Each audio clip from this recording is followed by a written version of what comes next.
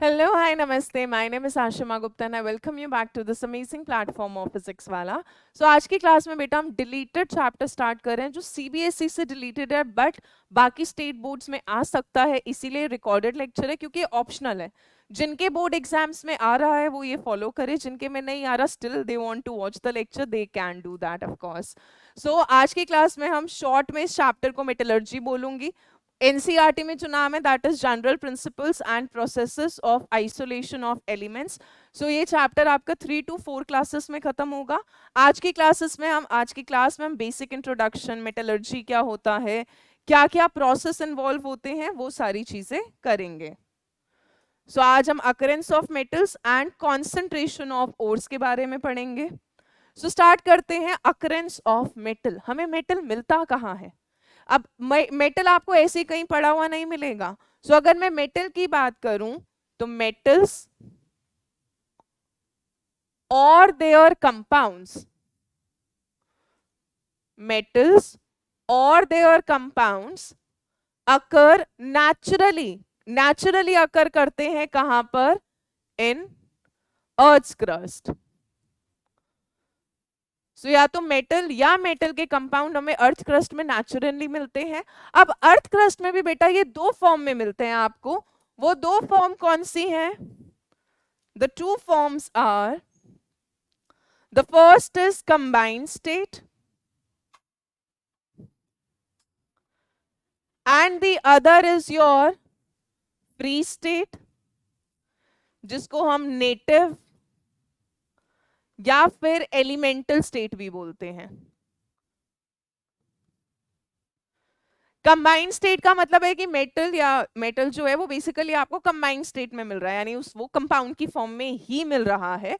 और elemental state, free state या native state क्या है कि मेटल आपको एज इट इज सिर्फ मिट्टी पत्थर के साथ है बट आपको मेटल फ्रीली मिल रहा है, यानी वो जिस फॉर्म में है वो वैसे ही मिल रहा है. जैसे सिल्वर, अगर सिल्वर की ओर है, सिर्फ सिल्वर है उसके अंदर, ठीक है, बाकी मिट्टी पत्थर है वो अलग कर सकते हैं हम. या गोल्ड है, ये आपको नेचुरली फ्री स्टेट में मिलते हैं, यानी किसी और के साथ कंबाइन नहीं है. They are occurring in the elemental state और फ्री स्टेट, जिसको हम नेटिव स्टेट भी बोलते हैं ना. हम बोलते हैं ना ये मेरा नेटिव होम है, यानी जो बेसिकली मेरा ओरिजिन है, जहां पे मैं एक्चुअली में पैदा हुई या कुछ भी एज इट इज, वो वाली चीज. अब कंबाइंड स्टेट में आपको कौन से मेटल्स मिलते हैं? सो कंबाइंड स्टेट में हमें मिलते हैं हाईली रिएक्टिव मेटल्स, जो रिएक्टिविटी सीरीज में आपके ऊपर की तरफ आते हैं. हाईली रिएक्टिव मेटल्स है ना. ऑब्वियसली बात है यार, जो हाईली रिएक्टिव मेटल है उसकी कोशिश रहेगी कि वो किसी ना किसी के साथ रिएक्ट करे, कंबाइन करे, तो वो आपको अर्थ क्रस्ट में कंबाइंड स्टेट में मिलेगा किसी ना किसी और एलिमेंट के साथ. जैसे एग्जांपल देती हूं, सोडियम की बात करूं यार, तो सोडियम रिएक्टिविटी सीरीज में काफी ऊपर आता है, तो ये अर्थ क्रस्ट के अंदर आपको कंबाइंड स्टेट में मिलेगा, यानी ये किसी और एलिमेंट के साथ कंबाइन करके मिलेगा. जैसे कि अगर ये क्लोरीन के साथ कंबाइन करेगा तो आपको किस फॉर्म में मिलता है? Sodium chloride, which is your common salt. आपको अर्थ में बड़े बड़े पत्थर मिलते हैं रॉक सॉल्ट के, तो वहां से हमें सोडियम क्लोराइड मिलता है, वहां से हम सोडियम को एक्सट्रैक्ट करेंगे. ऐसे ही सोडियम आपको नाइट्रेट की फॉर्म में मिलता है, NaNO3. It can occur in the form of sodium sulfate in the earth's crust. तो सोडियम क्योंकि हाईली रिएक्टिव मेटल है तो ये किसी ना किसी और एलिमेंट के साथ कंबाइन करके आपको अर्थ क्रस्ट में किस फॉर्म में मिलता है? कंबाइंड स्टेट में.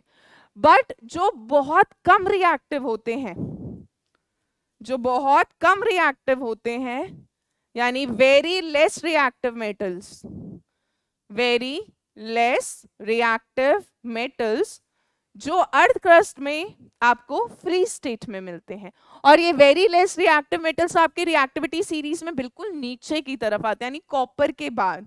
अगर आपको याद हो रिएक्टिविटी सीरीज में बीच में हाइड्रोजन आता है, फिर कॉपर, फिर मरकरी, फिर सिल्वर, फिर गोल्ड, फिर प्लैटिनम, तो ये आपको अर्थ क्रस्ट में फ्री स्टेट में मिलते हैं, यानी ये किसी और एलिमेंट के साथ कंबाइन नहीं करते हैं. Very common example is gold and platinum. ये अर्थ क्रस्ट में आपको एज इट इज मिलते हैं, बाकी मिट्टी पत्थर होता है, बट ये किसी और एलिमेंट के साथ आपको कंबाइंड स्टेट में नहीं मिलते।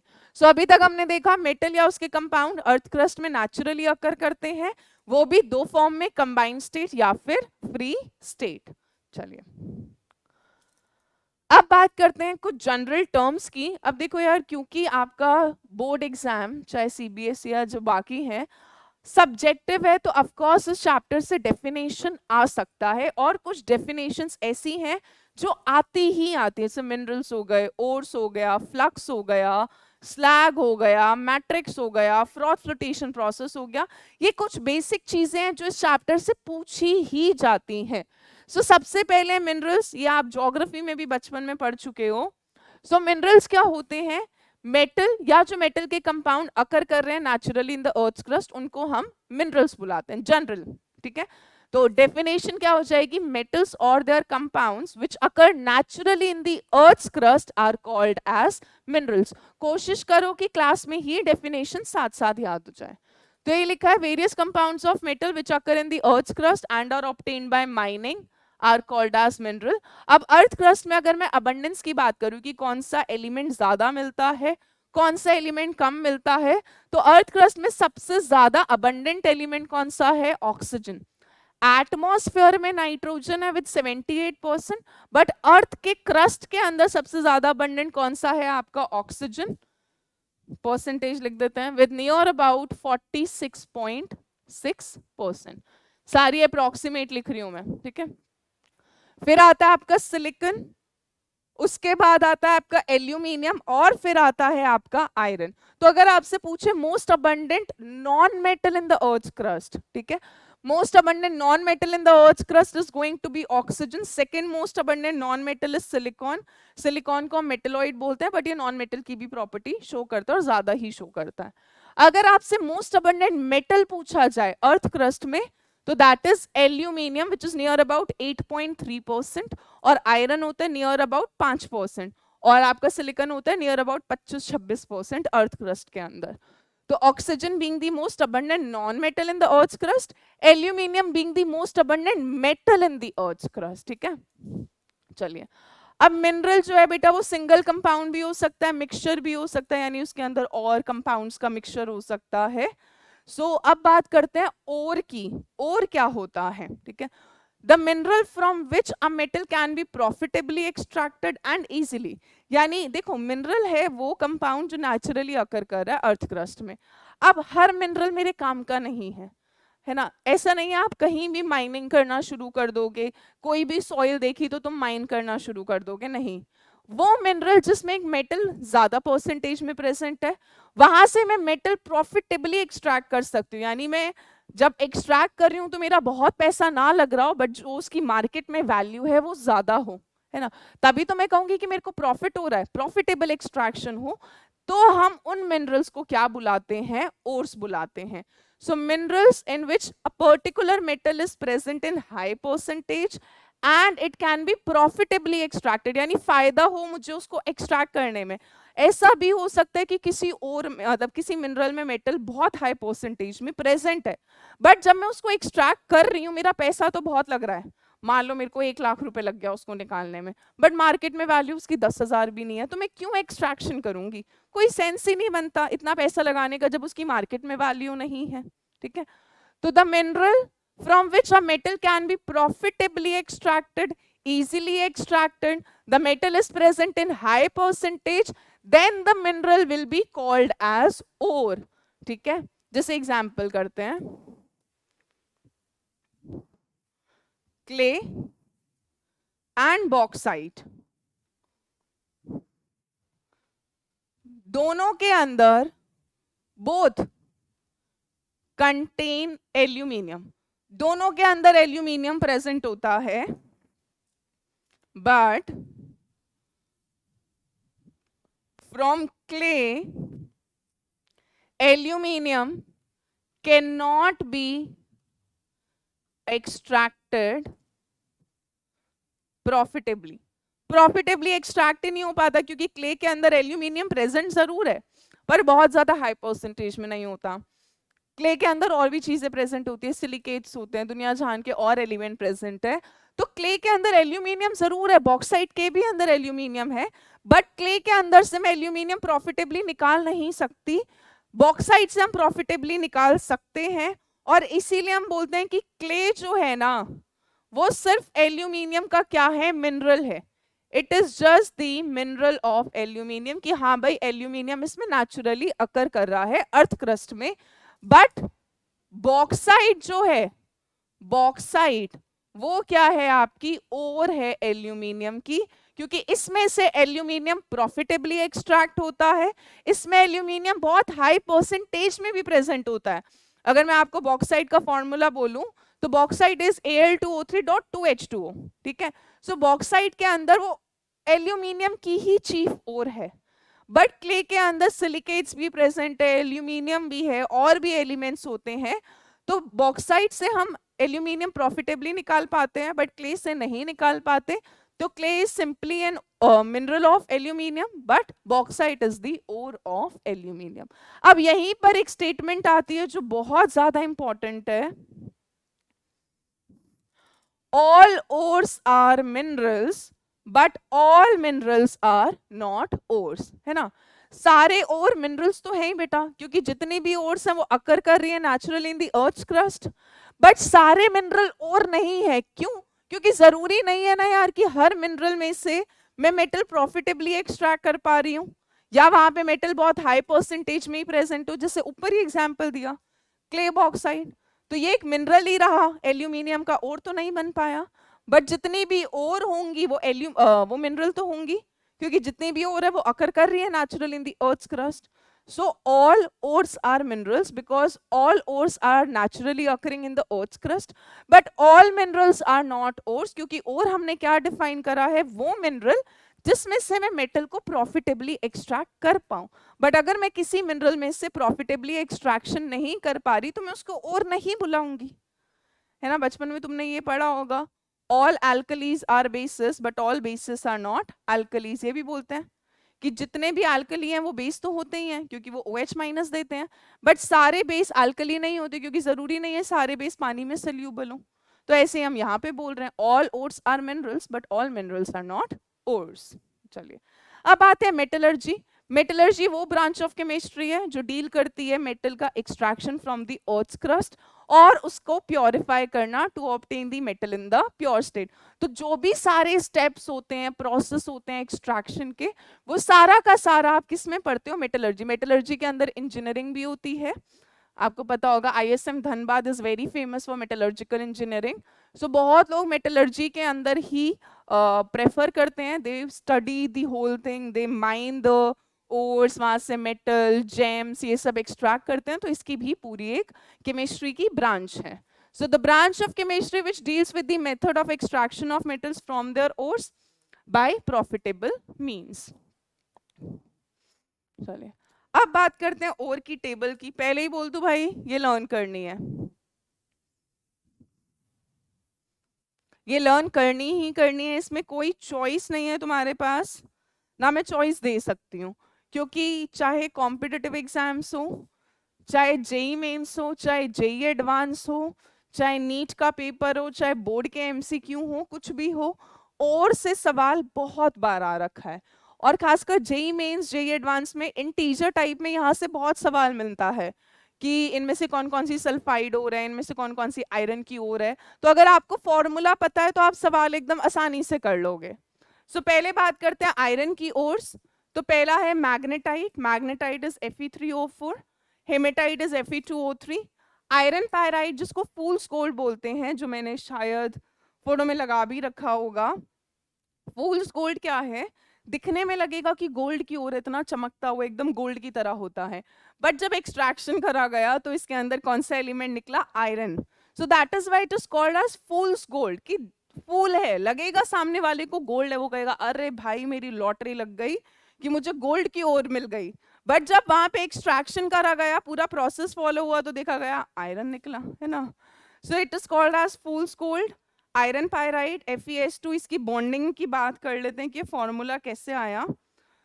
सो FeS2 में प्रेजेंट होता है आपका Fe2 plus and S2 2 minus, ठीक है। जैसे O2 2 माइनस होता है पेरोक्साइड, ऐसे ही S2 2 माइनस। इन दोनों के बीच में आयनिक बॉन्ड है, positive negative will attract each other, but इसके अंदर बेटा कोवेलेंट बॉन्ड है SS माइनस माइनस, क्योंकि सल्फर सल्फर नॉन मेटल है तो इन दोनों के बीच में covalent iron Fe2 plus ion और S2 2 माइनस आयन में आयनिक बॉन्ड है। तो अगर आपसे कोई पूछे फूल्स गोल्ड में कौन से बॉन्ड प्रेजेंट है, तो फूल्स गोल्ड में दोनों बॉन्ड प्रेजेंट है, आयनिक भी और कोवेलेंट भी। नेक्स्ट है चाल्कोपाइराइड which is also called as copper pyrite, ठीक है। इसके अंदर दोनों एलिमेंट प्रेजेंट होते हैं, कॉपर भी और आयरन भी। तो कुछ ओर्स हैं, वैसे तो आपको सारी ही याद करनी है, बट मैं उन पे स्टार बना रही हूँ जिनमें दो दो मेटल प्रेजेंट है, क्योंकि कभी कभी सवाल आता है कि कौन सी ओर में दो मेटल प्रेजेंट है या दो एलिमेंट मेटल प्रेजेंट है बेसिकली। सो एक हो गया हमारा चाल्कोपाइराइड या copper pyrite which is CuFeS2, siderite which is iron carbonate FeCO3, उसमें भी आयरन 2 वाला है Fe2 प्लस और CO3 2 माइनस, तो फेरस कार्बोनेट है। देन क्यूपराइड Cu2O, चाल्कोपाइराइड ऊपर वाला ही रिपीट हो गया क्योंकि वो कॉपर की भी ओर है, वो आयरन की भी ओर है। नेक्स्ट है copper glance which is chalcocite which is Cu2S, cuprous sulphide. Malachite which is CuCO3 dot CuOH whole twice, इसको हम मैलाकाइट ग्रीन भी बोलते हैं, मार्वल की एक मूवी में था भी है मैलाकाइट, एक नाम था कैरेक्टर का। सो मैलाकाइट या malachite green is basically green colour compound, this is the product of, कुछ याद आ रहा है बचपन में पढ़ा था, कोरोजन ऑफ कॉपर। जब कॉपर की कोरोजन होती है तो शाइनी ब्राउन जो कॉपर होता है उस पर ग्रीन कलर की, किसी ने अगर कॉपर की रिंग वगैरह पहनी हो या घर में कॉपर के वेसल बर्तन वगैरह, तो आप देखोगे कि अगर आप कॉपर के आर्टिकल को, बर्तन को या रिंग को कुछ टाइम मॉइस्चर में एक्सपोज रखोगे तो it will develop a green coating on it. वो किसकी वजह से बनती है? Because of basic copper carbonate. Basic copper carbonate क्योंकि हाइड्रोक्साइड है तो बेसिक कॉपर कार्बोनेट, ठीक है। सो नेचुरली जब ये ओर की फॉर्म में हमें अर्थ क्रस्ट में मिल रहा है, so it is called as your malachite या मैलाकाइट ग्रीन, क्योंकि ग्रीन कलर का कंपाउंड है। नेक्स्ट है एज्यूराइट।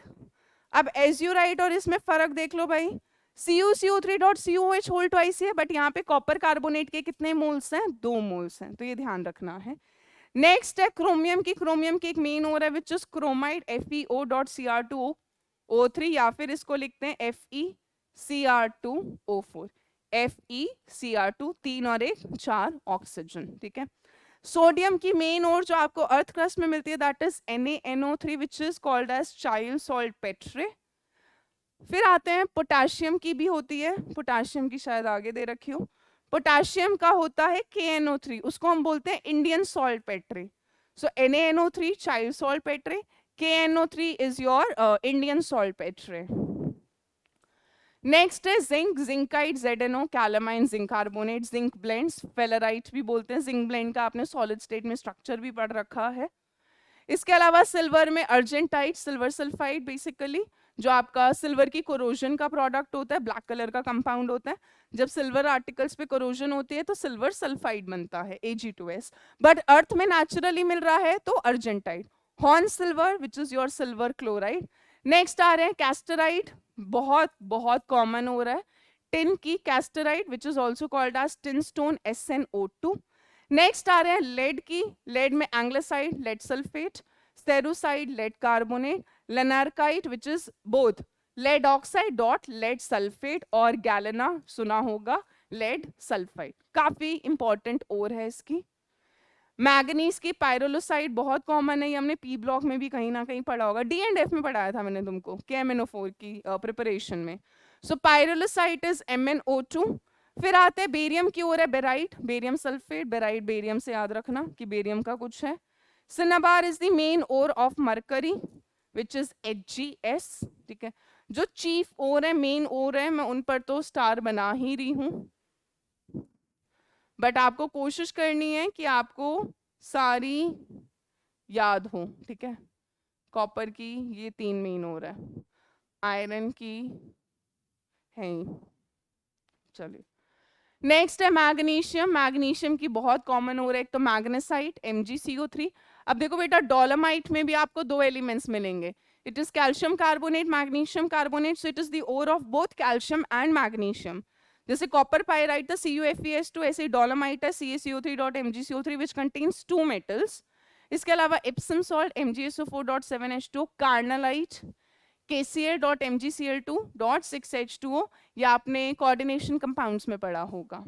नेक्स्ट आ रहा है कैल्शियम डोलोमाइट, कैल्शियम की भी और होगी, कैल्साइट CaCO3 जो हमारा लाइमस्टोन भी बोलते हैं, कैल्शियम कार्बोनेट, लिख भी देती हूँ। Gypsum CaSO4.2H2O, fluorspar which is calcium fluoride, floor से याद रखना फ्लोरीन होगा। नेक्स्ट है एल्यूमिनियम। एल्यूमिनियम की मेन और एक तो है corundum, aluminium oxide. Diaspore is Al2O3.H2O, bauxite is Al2O3.2H2O। फॉर्मूले में फर्क देखो बेटा, या एक वाटर ऑफ क्रिस्टलाइजेशन है या दो वाटर ऑफ क्रिस्टलाइजेशन है। Next is cryolite, sodium, again ध्यान देना क्रायोलाइट में दोनों है, सोडियम भी एल्यूमिनियम भी, so Na3Al(F6). Feldspar potassium aluminium silicate है, and kaolinite which is a form of clay, उसका फॉर्मूला है। ठीक है, ये एनसीईआरटी में दे रखा है तो ये कर लेना। चलिए सो कोशिश करें। अब आप कहोगे मैडम याद कैसे करें, बहुत सारे हैं, तो क्या करना, अपनी कॉपी में टेबल बनाना या एक A4 शीट पे टेबल बना लेना और उसको अपनी स्टडी टेबल के वहां जहां भी आप पढ़ते हो इसको लगा लेना। बार बार देखोगे तो रिवाइज होता रहेगा। खुद का टेस्ट लो है ना, खुद से फॉर्मूला पूछो, बॉक्साइड अच्छा Al2O3.2H2O है ना। आप अपने आप का टेस्ट लोगे, गैलेना क्या हो गया, सिनाबार क्या हो गया, तो आपको याद होगा। 2-3 बार हाथ रख के याद करो टेबल को, है ना। आपने और का नाम देखा, फॉर्मूले अपने आप खुद बताओ, ऐसे याद होती हैं चीजें। जब आप खुद का टेस्ट लोगे, मम्मी को सुना दिया, बहन को सुना दिया, भाई को सुना दिया, इस तरह से अगर किसी दोस्त को सुना दिया जिससे तुम्हारी ज्यादा बनती हो, तो आप इसको याद कर लेना, क्योंकि इससे क्वेश्चन आता ही आता है, MCQ तो बनता ही बनता है। चलिए अब सवाल कर लेते हैं और के बेसिस पे। So I expect all of you कि अगर आपको और याद हो गई हो तो ये क्वेश्चन आप साथ साथ अटेम्प्ट करें। Malachite green, malachite green was basically malachite जिसमें क्या प्रेजेंट था, CuCO3.CuOH होल ट्वाइस, यानी किसकी ओर थी बेटा, कॉपर की, यानी ए का हो गया S, वो दो ऑप्शन में है, तो मैं थर्ड और फोर्थ तो पहले ही काट दूं। साइडराइट, साइडराइट होता है FeCO3, तो ये कौन सा हो गया P, B का Q, B का P, ये वाला हो गया सेकंड। बट हम बाकी भी सॉल्व करेंगे, ठीक है। चलिए सेरुसाइट आपका लेड का था और पायरोलोसाइट आपका किसका था, मैग्नीज का था, ठीक है। चलिए नेक्स्ट वाला ट्राई करें, कुछ ऑप्शन तो वैसे हमारा 2 में ही निकल गया था। नेक्स्ट वाला क्वेश्चन ट्राई करें खुद से, मैच द फॉलोइंग का।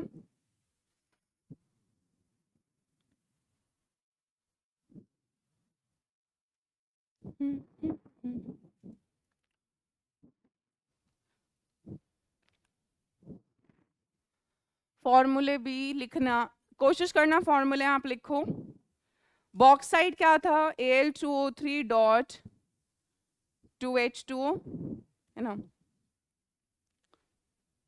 आगे ऑप्शन दे रखा है नहीं, तो हमें ये मैच ही करना है खाली, ठीक है। सो ए आपका किसका हो गया, बॉक्साइड हमारा किसका और हो गया, एल्यूमिनियम का, ठीक है। चलिए स्फेलराइट बेसिकली क्या था मेरा, जिंक ब्लेंड, है ना बेटा। टेबल देखो एक बार, जिंक ब्लेंड को ही हमने क्या बोला था, स्फेलराइट, ठीक है। हॉर्न सिल्वर क्या था हमारा, AgCl, तो ये हो जाएगा मेरा S। और क्रोमाइट क्या था मेरा, FeCr2O4, तो ये किसकी ओर हो गई, क्रोमियम की। तो A का हो जाएगा R, B का हो जाएगा आपका ऑप्शन P, C का ऑप्शन हो जाएगा आपका S, और D का ऑप्शन हो जाएगा आपका Q, ठीक है। ऊपर वालों के भी लिख लेते हैं। पायरोलोसाइट होता है मैग्नीज डाइऑक्साइड, और सेरुसाइट था आपका लेड कार्बोनेट, ठीक है। अगर मान लो ऐसा मैच द फॉलोइंग है, तुम्हें नहीं भी याद एग्जैक्ट फॉर्मूला, बट तुम्हें ये पता है कि हाँ यार ये इसकी ओर थी, तो मैच द फॉलोइंग निकल जाएगा। बट कभी कभी हो सकता है कि मेन एलिमेंट की बजाय वो डायरेक्ट आपसे फॉर्मूला ही पूछ ले, तो फॉर्मूला आना चाहिए। चलिए नेक्स्ट है argentite. Argentite is an ore of, नाम में ही देखो यार सिल्वर का लैटिन नेम होता है अर्जेंटम, तो ऑब्वियस सी बात है argentite is an ore of silver. Silver sulphide था Ag2S। गैलेना, गैलेना मेरा क्या था PbS, so galena is an ore of lead.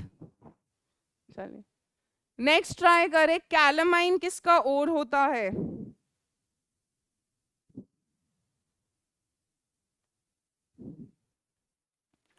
So calamine is an ore of zinc. आपने शायद ये सुने भी होंगे, आपका लैक्टो कैलामाइन आता है। There are certain skin lotions also जो कैलामाइन बेस्ड होता है, कैलोसॉफ्ट होता है, जो आपकी स्किन एलर्जी या इन सब के लिए यूज होता है। तो आप उसमें अगर कॉम्पोजिशन देखोगे तो आपको वहां पर जिंक मिलेगा। नेक्स्ट है the ore that contains both iron and copper, जिसमें दोनों चीजें प्रेजेंट हो, आयरन भी और कॉपर भी, वो हमें पता है। इट इज कॉपर पायराइट, जिसका फॉर्मूला क्या है CuFeS2। डोलोमाइट क्या था CaCO3 डॉट MgCO3। मैलाकाइट क्या था CuCO3 basic copper carbonate dot CuOH whole twice. Azurite में बेटा कुछ नहीं था, सेम फॉर्मूला है, बस कॉपर कार्बोनेट के 2 मोल्स थे, तो 2CuCO3 dot CuOH whole twice. Dot का मतलब ये नहीं है कि 2 पूरे के साथ है, नहीं, 2 फर्स्ट वाले के साथ है, सेकंड वाले के साथ नहीं है, ठीक है। चलिए सो और से I have tried all the possible questions. बनते तो देखो हर तरह से सवाल तो कुछ भी बन सकता है, बट किसकी ओर है, किसमें क्या प्रेजेंट है, मैच द फॉलोइंग, इस तरह के क्वेश्चन बनते हैं। इंटीजर टाइप भी बन जाते हैं, इनमें से कौन कौन सी ओर आयरन की है, कौन कौन सी कॉपर की है, कौन कौन सी सल्फाइड ओर है, कौन कौन सी ऑक्साइड ओर है, the number of oxide ores from the following, 5-7 दे दी ओर। तो ये वाली सारी चीजों के सवाल करने के लिए आपको फॉर्मूला आना जरूरी है। चलिए नेक्स्ट चल रहे हैं कुछ टर्म्स पे जो इस चैप्टर की इंपॉर्टेंट टर्म्स है। स्टार्टिंग की एक तो हमने टर्म्स कर लिया आपका, what is mineral, what is ore, what is metallurgy. ये तो बेसिक डेफिनेशन थी चैप्टर की कि चैप्टर में है क्या। अब बात करते हैं कुछ सब्सटेंसेस की। गैंग्यू या कुछ गैंग भी बोलते हैं, ठीक है, कुछ गंगू भी बोलते हैं, अपना अपना प्रोनाउंसिएशन है, तो प्रोनाउंसिएशन में वेरी, डिस्क्लेमर लिख देती हूँ मैं पहले ही, बता रही हूँ। सो आई कॉल इट एज गैंग्यू, कुछ गैंग भी बोलते हैं, तो इट्स नॉट अ प्रॉब्लम। सो गैंग्यू या फिर मैट्रिक्स क्या होता है, जब आप ओर को बेटा अर्थ क्रस्ट से माइन करोगे तो ऑब्वियस सी बात है उसके साथ अर्थ की इंप्योरिटीज आएंगी, जो अर्धी इंप्योरिटीज ओर में आती हैं, जब आप उसको माइन करते हो अर्थ क्रस्ट से, तो उन इंप्योरिटीज को हम क्या बुलाते हैं, गैंग्यू या फिर मैट्रिक्स। तो the undesirable earthy impurities present in an ore, जो होंगी ही होंगी, आप ओर को माइन करोगे अर्थ क्रस्ट से, तो ऑब्वियस सी बात है जो अर्थ की सैंड क्ले है वो सब उसके साथ आ जाएगा। तो जो अर्दी इंप्योरिटीज है जो मेरे काम की नहीं है, मुझे हटानी ही पड़ेंगी, उन इंप्योरिटीज को हम क्या बुलाते हैं, गैंग्यू या फिर मैट्रिक्स। नेक्स्ट आता है फ्लक्स। फ्लक्स बेसिकली क्या सब्सटेंस होता है, फ्लक्स ये जो अर्दी इंप्योरिटीज है उनको रिमूव करने के लिए हम फ्लक्स को डालते हैं। तो डिपेंडिंग ऑन इम्प्योरिटी, इम्प्योरिटी या तो एसिडिक है या बेसिक है। अगर एसिडिक इम्प्योरिटी है तो बेसिक फ्लक्स डालते हैं, बेसिक इम्प्योरिटी है तो एसिडिक फ्लक्स डालते हैं, कि एसिड और बेसिक होगा, रिएक्ट करेगा, कुछ कंपाउंड बनेगा, निकल जाएगा। तो फ्लक्स इज द सब्सटेंस जो बेसिकली यूज होता है to remove the impurities, and it is also use to decrease the melting point of ore. इस पर हम आगे करेंगे फ्लक्स का, जब हम एल्यूमिनियम की एक्सट्रैक्शन पढ़ेंगे, तो उसमें मैं बताऊंगी हम क्रायोलाइट डालते हैं to decrease the melting point, to decrease the fusion temperature. So flux is a substance which is used to decrease the melting point of an ore, or a substance which reacts with impurities to form slag। अब ये ध्यान रखना भाई, impurities जिनको मैंने क्या बुलाया, गैंग्यू या मैट्रिक्स, जब ये फ्लक्स के साथ रिएक्ट करती हैं, इम्प्योरिटी एसिडिक है तो बेसिक फ्लक्स, बेसिक है तो एसिडिक फ्लक्स, इम्प्योरिटीज जब फ्लक्स के साथ रिएक्ट करती हैं तो एक नया सब्सटेंस बनता है जिसको हम क्या बुलाते हैं, स्लैग। तो इम्प्योरिटीज यानी वो अर्धी इम्प्योरिटीज जिनको हमने गैंग्लिया मैट्रिक्स बोला, फ्लक्स वो सब्सटेंस जो इम्प्योरिटीज को रिमूव करने के लिए यूज होता है। जब इम्प्योरिटीज और फ्लक्स रिएक्ट करती हैं तो एक नया सब्सटेंस बनता है जिसको हम क्या बुलाते हैं, स्लैग बुलाते हैं। अब बात करते हैं बेटा, फ्लक्स दो तरह का होगा, एसिडिक या बेसिक। एसिडिक फ्लक्स आप तब यूज करोगे जब आपकी इंप्योरिटी का नेचर कैसा होगा, the impurity is going to be basic in nature. और हमें पता है यार मेटल की oxides are generally basic in nature, और नॉन मेटल की जो ऑक्साइड्स होती हैं they are generally acidic in nature. So for example जब हम कॉपर के एक्सट्रैक्शन करते हैं, ध्यान से सुनना, so in the extraction of copper FeO iron oxide एक इंप्योरिटी की तरह प्रेजेंट होता है। मेटल ऑक्साइड है तो obviously it is going to be a basic impurity. So आपका FeO is a basic impurity जो कॉपर के एक्सट्रैक्शन में इंप्योरिटी की तरह प्रेजेंट होता है। अब इस इंप्योरिटी को रिमूव करने के लिए मैंने एक एसिडिक फ्लक्स डाला which is SiO2। Silicon dioxide बेटा सिलिकॉन नॉन मेटल की तरह ज्यादा बिहेव करता है, जिसकी वजह से इसकी जो ऑक्साइड होगी वो कैसी होगी, acidic. Base plus acid react करेगा, सॉल्टी बनेगा, यहाँ पानी नहीं बनेगा क्योंकि मॉइस्चर कहीं नहीं है, हाइड्रोजन कहीं नहीं है। पहले ही बता दूं किसी के दिमाग में आ रहा हो ऐसा कुछ कि भाई पानी क्यों नहीं बनागा, न्यूट्रलाइजेशन है। तो जरूरी नहीं है, आपने बाकी थ्योरीज भी पढ़ी होंगी, acid base theory. Not every time we need water for neutralization, है ना। जैसे कैल्शियम ऑक्साइड या कैल्शियम हाइड्रोक्साइड प्लस CO2 आपने पढ़ रखा होगा। सो आपका ये रिएक्शन हो जाएगा, जरूरी नहीं है the side product will be water. तो यहाँ पर ये basic impurity acidic flux react करा, आपका स्लैग बना विच इज FeSiO3। अब स्लैग जो होता है वो हल्का होता है, लाइट मटेरियल होता है, इनफ्यूजिबल होता है, मिक्स नहीं होता, तो ये प्रोसेस में निकल जाता है आसानी से। अदर एसिडिक फ्लक्स जो मैं यूज कर सकती हूँ बिसाइड्स SiO2, B2O3, बोरॉन भी नॉन मेटल की तरह बिहेव करता है तो B2O3 will be acidic, SiO2 तो है ही एसिडिक। P4O10 फॉस्फोरस का पेंटा ऑक्साइड जिसको P2O5 भी बोल सकते हैं, this will also be acidic. अब उल्टा बेसिक फ्लक्स यूज होगा to remove acidic impurities. Acidic impurities generally कौन सी होंगी मेरी, नॉन मेटल की oxides. So in the extraction of iron, in the extraction of iron, आपका SiO2 जो होता है ना बेटा, ये इम्प्योरिटी की तरह प्रेजेंट होता है, ये इम्प्योरिटी की तरह। अब ये एसिडिक इम्प्योरिटी है, इसको रिमूव करने के लिए मैं कोई बेसिक फ्लक्स डालूंगी। I can add calcium oxide, I can add even calcium carbonate also, क्योंकि मेटलर्जी में आप हीट कर ही रहे होते हो तो calcium carbonate CaO plus CO2 में कन्वर्ट होगा, CO2 उड़ जाएगा, कैल्शियम ऑक्साइड बच जाएगा। तो डायरेक्ट कैल्शियम ऑक्साइड यूज कर लो, और you can use calcium carbonate, you can use magnesium carbonate और मैग्नीशियम ऑक्साइड, ठीक है।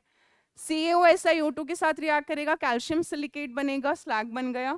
Flux plus impurity will give you the slag. ऐसे MgO प्लस SiO2 होगा, वहां पे MgSiO3 बन जाएगा।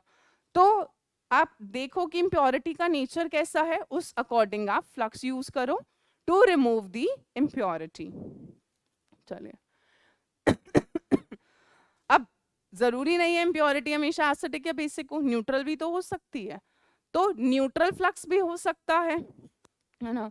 जब मेरी इम्प्योरिटी का कोई नेचर ही नहीं है, ना वो एसिडिक है ना basic, it is neutral in nature because there are certain oxides which are neutral in nature.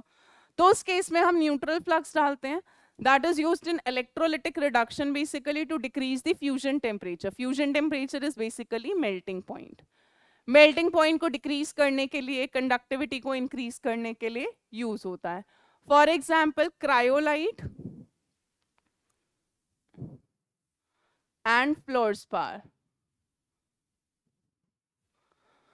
Use होते हैं एल्यूमिनियम के एक्सट्रैक्शन में एज न्यूट्रल फ्लक्स। इसके अलावा कैल्शियम क्लोराइड भी यूज होता है एज योर न्यूट्रल फ्लक्स। चलिए अब बात करते हैं स्लैग की। So it is the non-fusible substance formed when flux and impurities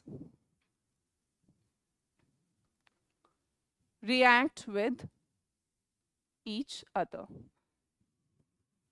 non fusible substance होता है, मेल्ट आसानी से नहीं होता, प्रोसेस में आसानी से निकल जाता है. So it is light in weight, easier to remove होता है. तो मेटलर्जिकल प्रोसेस में खुद ही निकल जाता है प्रोसेस होते होते, हमें बहुत इसके लिए कोई मेहनत नहीं करना पड़ता.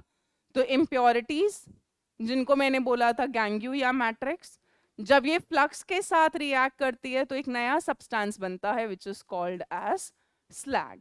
ठीक है, इम्प्योरिटी बेसिक है तो एसिडिक फ्लक्स, एसिडिक है तो बेसिक फ्लक्स. न्यूट्रल के लिए हम जनरली न्यूट्रल फ्लक्स यूज करते हैं, बट न्यूट्रल फ्लक्स और स्लैग बनाने की बजाय वो जनरली, क्योंकि फ्लक्स या तो यूज होता है इम्प्योरिटीज रिमूव करने के लिए या फिर मेल्टिंग पॉइंट डिक्रीज करने के लिए. तो जो न्यूट्रल फ्लक्स है वो बेसिकली आपका फ्यूजन टेम्परेचर मेल्टिंग पॉइंट को लोअर डाउन, यानी मान लो अगर कोई एक्सपेरिमेंट में ओर का मेल्टिंग पॉइंट 3000 डिग्री सेल्सियस है, मेरे लिए नहीं पॉसिबल इतना ज्यादा हाई टेम्परेचर अटेन करना, तो हम उसमें न्यूट्रल फ्लक्स डाल देते हैं so that the melting point can be decrease, है ना. Impurities decreases the melting point, अगर ये आपने पहले पढ़ा हो. चलिए, अलॉय की डेफिनेशन फटाफट से बता दें यार, ये आप सबको आती है, ये आप 9th क्लास से पढ़ते आ रहे हो.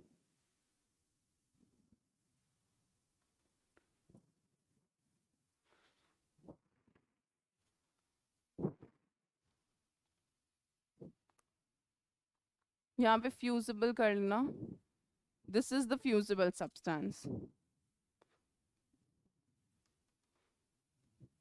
When flux and non-fusible, impurities non-fusible होती हैं, यानी वो मेल्ट नहीं होती हैं आसानी से, बट जब वो फ्लक्स के साथ रिएक्ट करती हैं तो एक फ्यूजिबल सब्सटेंस बन जाता है. एंड स्लैग जो होता है that is light in weight, fusible होता है, आसानी से मेल्ट हो जाता है, एंड easy to remove. ठीक है, चलो. सो स्लैग हो गया फ्यूजिबल सब्सटेंस, जब इम्प्योरिटीज जो नॉन फ्यूजिबल है फ्लक्स के साथ रिएक्ट करती हैं स्लैग बनाता है. और स्लैग जो होता है वो वेट में हल्का होता है, प्रोसेस में आसानी से रिमूव हो जाता है, कोई स्पेशल टेक्निक यूज नहीं करनी पड़ती टू रिमूव दी स्लैग. अब बात करते हैं अलॉय की. तो अलॉय बेसिकली क्या होता है, homogeneous mixture of two or more metals, या तो metals का मिक्सचर है और metal and नॉन मेटल. जैसे कि एग्जाम्पल करते हैं, bronze, bronze is an alloy of copper and tin. Brass is an alloy of copper and zinc. या तो मेटल्स का मिक्सचर है, मेटल में दो हो सकते हैं, दो से ज्यादा भी हो सकते हैं, या फिर मेटल और नॉन मेटल का मिक्सचर होता है, बट ये कभी भी नॉन मेटल्स का मिक्सचर नहीं होता. Also it is going to be always a homogeneous mixture, मतलब जो कॉम्पोजिशन है थ्रू आउट वो यूनिफॉर्म होता है. ब्रॉन्ज हो गया, ब्रास हो गया, सोल्डर हो गया which is an alloy of lead and tin. Steel, iron and carbon, stainless steel which is iron, chromium, nickel and carbon. carbon few traces में होता है, कम परसेंटेज में. सो आप देखोगे जैसे metal, non metal, metal, metal, metal, non metal. ठीक है, gold jewellery, gold jewellery याद रखना है, 100% प्योर गोल्ड जो होता है विच इज 24 कैरेट, वो बहुत सॉफ्ट होता है, तो उससे ज्वेलरी नहीं बना सकते. ठीक है, क्योंकि ज्वेलरी बनाने के लिए आपको हार्डनेस चाहिए. तो ज्वेलरी बनाने के लिए हम गोल्ड को मिक्स करते हैं या तो कॉपर के साथ या सिल्वर के साथ. So the jewellery would be 22 carat, 18 carat, इस तरीके से. और जितना गोल्ड का पार्ट कम होगा, जितना कैरेट कम होगा, इम्प्योरिटी का मतलब हर वक्त मिट्टी पत्थर नहीं है, समझो. अगर मैं गोल्ड ज्वेलरी में सिल्वर या कॉपर मिक्स कर रही हूँ तो वो मेरे लिए इम्प्योरिटी है, क्योंकि गोल्ड के अंदर मैं कोई एक्सटर्नल चीज ऐड कर रही हूँ। तो जितना कैरेट कम होता जाता है, 22 कैरेट, 20 कैरेट, 18 कैरेट, गोल्ड का पार्ट कम होता जाता है। जैसे मान लो मैं 22 कैरेट बोल रही हूँ, तो 22 कैरेट का मतलब है 22 पार्ट गोल्ड के हैं 24 में से, और 2 पार्ट सिल्वर या कॉपर के हो सकते हैं। मैं 20 कैरेट बोल रही हूँ तो 20 पार्ट गोल्ड के हैं 24 में से, 4 पार्ट इम्प्योरिटी का है। 18 कैरेट बोल रही हूँ तो 18 पार्ट्स गोल्ड के होंगे, 6 parts would be of copper या silver. So gold jewellery is an alloy of gold mixed with silver और कॉपर, ठीक है। So gold jewellery is also an alloy, and ये सारे के सारे आपके अलॉय होते हैं। चलिए अब आते हैं कि मेटलर्जिकल प्रोसेस में क्या क्या स्टेप्स इन्वॉल्व है। आज हम 2 स्टेप्स करेंगे, नेक्स्ट क्लास में हम बचे हुए 3 स्टेप्स करेंगे, और उसके बाद फिर हम इंडिविजुअल एक्सट्रैक्शन पढ़ेंगे मेटल्स की, कि किन किन मेटल के लिए हमें क्या क्या मेहनत करनी पड़ती है, और थोड़े बहुत और चीज़ें हैं इस चैप्टर के अंदर।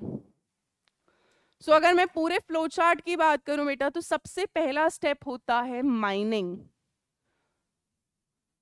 अब आप कहोगे मैडम कैसे पता लगेगा कि यहाँ पर मुझे माइनिंग करनी चाहिए? ऐसा तो नहीं है ना मैं कहीं भी मशीन लेकर चली जाऊंगी और मैं माइनिंग करना स्टार्ट कर दूंगी। So of course there are certain machines जिनको हम चेक करते रहते हैं सॉइल के आसपास, और अगर वहाँ पे बीप वगैरह आ जाती है तो पता लग जाता है कि हाँ कुछ है। इसके अलावा आपको देखने से भी पता लग जाता है कि हर जगह मान लो सॉइल एक तरह की है, बट एक पर्टिकुलर जगह आपको सॉइल थोड़ी अलग दिख रही है, ठीक है। सेम जमीन पर there is some different soil, there is some different colour, some different texture, तो आपको लगता है कि हाँ यहाँ पर शायद कुछ हो सकता है। देखो बहुत बार ऐसा भी होता है कि हम माइन करते हैं और कुछ नहीं निकलता, देयर कुड बी चांसेस कि बहुत बार माइनिंग आपकी वेस्ट भी चली जाती है, बट करना पड़ेगा। तो पहला स्टेप होता है माइन करना, यानी ओर को अर्थ क्रस्ट से बाहर निकालना। अब माइनिंग बेटा 2 तरह की होती है, this is open pit and deep pit. Open pit का मतलब क्या है? जब ओर अर्थ क्रस्ट में ऊपर की तरफ ही है, मुझे ज्यादा माइन नहीं करना पड़ रहा। डीप पिट जो होती है उसमें आपको काफी अर्थ क्रस्ट में अंदर तक माइनिंग करना पड़ता है। So open pit mining when the ore is present in the earth crust and above layers, ऊपर की ही लेयर्स में प्रेजेंट है। Deep pit mining when you have to undergo a lot of layers to mine the ore. अब जब ओर earth crust से mine हो गई, माइनिंग के बाद बेटा सेकेंड स्टेप होता है साइजिंग ऑफ ओर।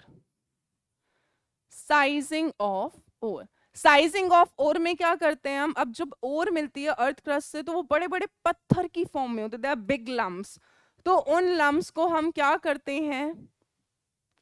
2 प्रोसेस करते हैं। पहला क्रशिंग, जिसमें हम बिग लम्प्स को we will convert into small powder and small pieces, and then we convert those small pieces into fine powder, और उस प्रोसेस को बोलते हैं पल्वराइजेशन।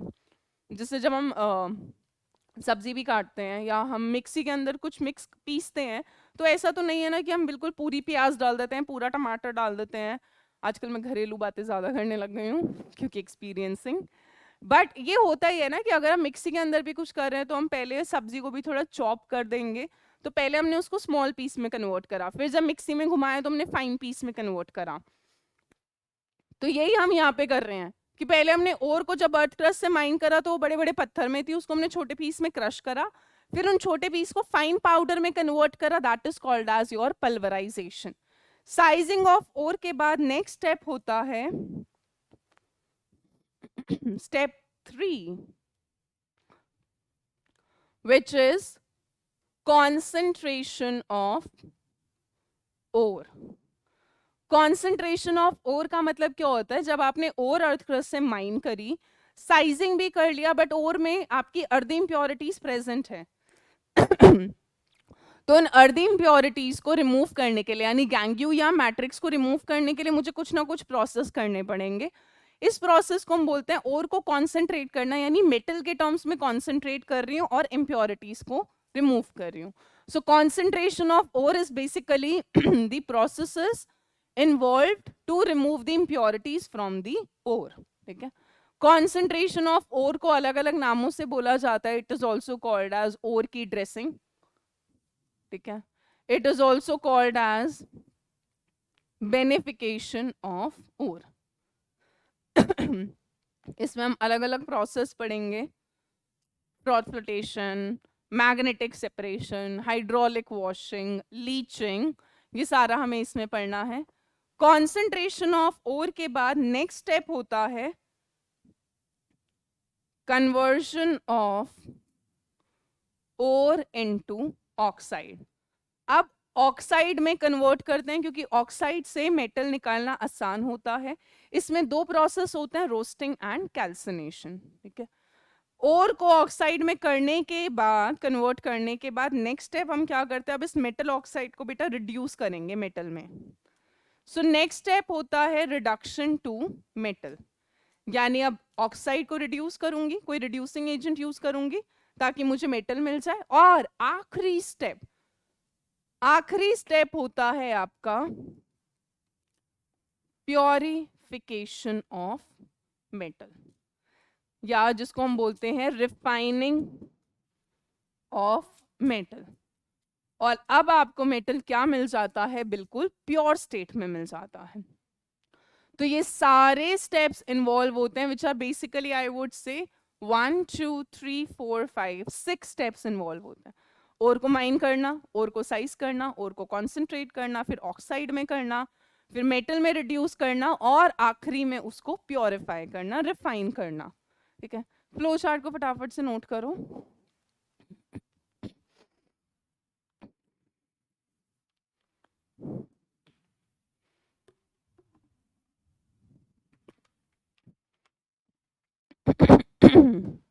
चलिए.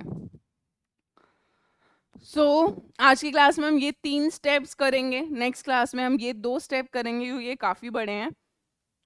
और एक एलिंगम डायग्राम करेंगे. प्योरिफिकेशन थर्ड लेक्चर में कराऊंगी. ये चैप्टर की मेन जान जिसे बोलते हैं ना, वो इसमें बसती है, इस पूरे फ्लो चार्ट में और आपके ओर की टेबल में. मेनली अगर मैं इस चैप्टर की बात करूं, और इस फ्लो चार्ट में जैसे लास्ट वाला रिफाइनिंग जिसमें हम पढ़ेंगे मुन्स प्रोसेस, विनार्कल प्रोसेस, कुछ प्रोसेस है जो बहुत फेमस है, सवाल आता ही आता है. So I will tell you all the important areas for this chapter जहाँ से सवाल आता ही आता है. You can thank me later जब पेपर में सवाल आ जाए. ठीक है. चलो भाई. स्टेप वन क्या था? माइनिंग तो कर ही लोगे, मतलब तुम नहीं कर लोगे, माइन होकर तुम्हें मिल जाती है. तो मैं स्टेप 1 स्टार्ट कर रही हूँ क्रशिंग से, साइजिंग ऑफ ओर से बेसिकली. ठीक है. तो ओर को हमने माइन कर लिया फ्रॉम द अर्थ क्रस्ट. तो मैं यहाँ पे लिख भी देती हूँ, ore is mined from the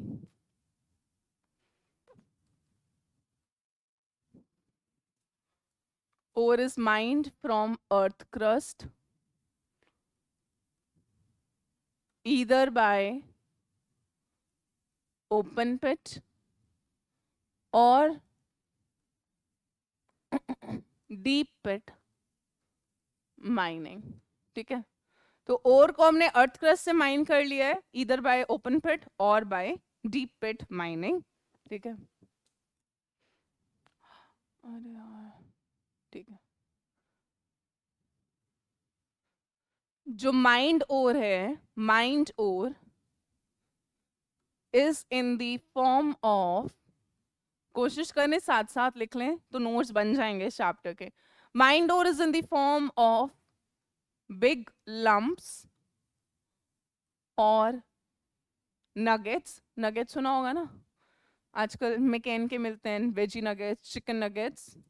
ठीक है. सो बिग लम्प, बड़े बड़े पत्थर नगेट्स की फॉर्म में होती है, खाने वाला नहीं है बट ये. Mined ore is in the form of big lumps और nuggets which are crushed into, so these big lumps are crushed into smaller pieces using jaw crusher, and the process is known as crushing of ओर।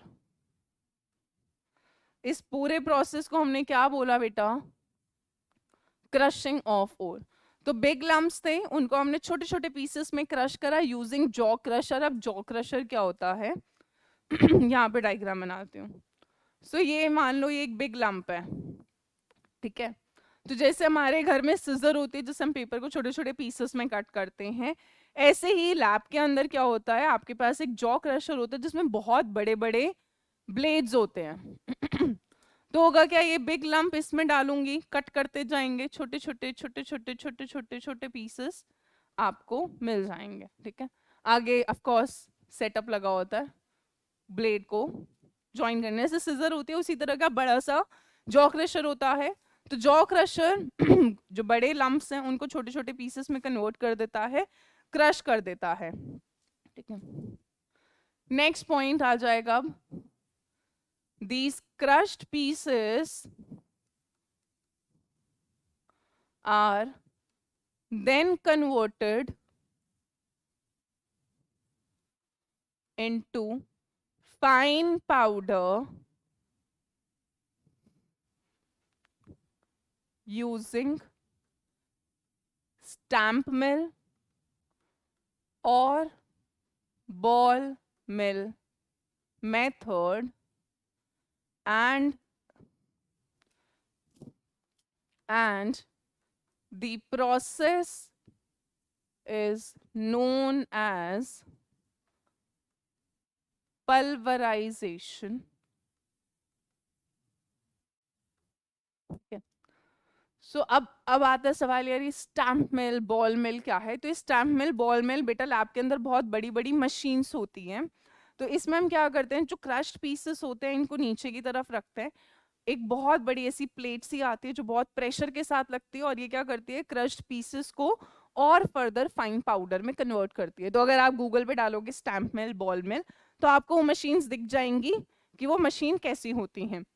तो सबसे पहले jaw crusher से छोटे छोटे piece में crush करते हैं, फिर इन क्रश्ड पीसेस को स्टैम्प मिल या बॉल मिल मशीन के थ्रू हम और फर्दर किस में कर देते हैं, फाइन पाउडर में कर देते हैं, और इस प्रोसेस को हम क्या बुलाते हैं, पल्वराइजेशन।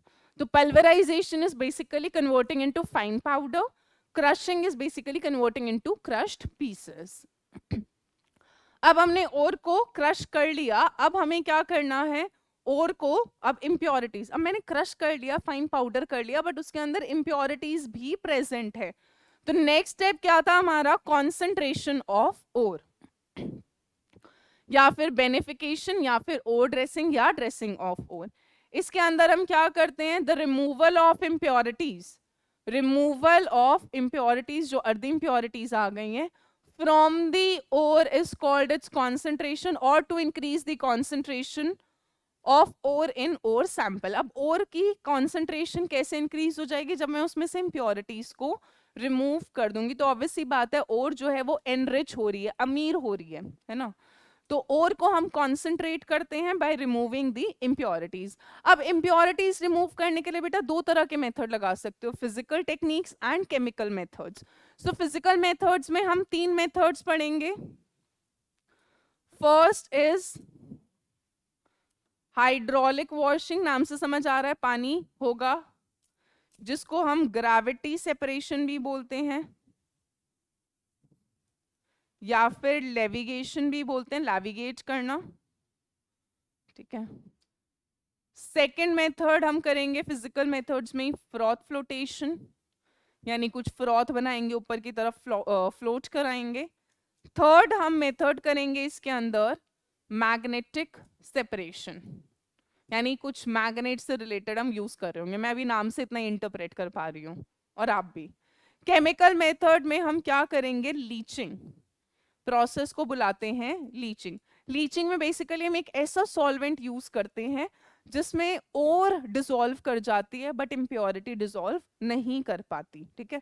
सो यहाँ हम केमिकल मेथड यूज कर रहे हैं लीचिंग, ये सारे आपके फिजिकल मेथड्स हैं। अब हम स्टार्ट करें, आज की क्लास में बस हम इतना ही और पढ़ेंगे, कॉन्सेंट्रेशन ऑफ ओर, बाकी नेक्स्ट क्लास में कंटिन्यू करूंगी, है ना। अभी पढ़ा रही हूँ, ये मत सोचना खत्म हो गया। चलो पहला है फिजिकल सेपरेशन, जिसको हमने बोला ग्रेविटी सेपरेशन, हाइड्रोलिक वॉशिंग या नेविगेशन। कहानी तुम पढ़ लेना, मैं समझा रही हूँ। तो इसमें बेसिकली हम क्या करते हैं, ओर है साथ में इम्प्योरिटी भी है। अब यहाँ पे क्या होता है बेटा, ओर हैवी होती है, इम्प्योरिटी हल्की होती है। ध्यान से सुनना, impurity is lighter, ore is heavier. तो हम क्या करते हैं, जो मेरी इम्प्योर ओर होती है उसमें से पानी को पास कराते हैं बहुत हाई स्ट्रीम पे। तो पाउडर्ड ओर में से with a stream of running water हम पास कराते हैं, और इसमें हमने ना इसे सीढ़ियों की तरह बना रखा होता है। एक दो मशीन भी होती है, एक विल्फले टेबल होती है। तो उसमें क्या होता है, इम्प्योरिटी हल्की होती है तो वो पानी के साथ फ्लो कर जाती है, और जो होती है वो हैवी होती है तो वो ग्रूव्स में सेट हो जाती है। तो एक विल्फले टेबल होती है, इस तरह से इंक्लाइंड फॉर्म में होती है। तो यहाँ पे ग्रूव्स जो गड्ढे होते हैं उनमें और क्योंकि हैवी होती है वो सेटल कर जाती है, इम्प्योरिटी हल्की होती है तो वो पानी के साथ बह जाती है, निकल जाती है। तो अब इम्प्योरिटीज निकल गई, और बच गई, कॉन्सेंट्रेट हो गया मेरा, और है ना। तो यही है, this method is based on the difference in the gravity in the density of the ore and the gangue particle.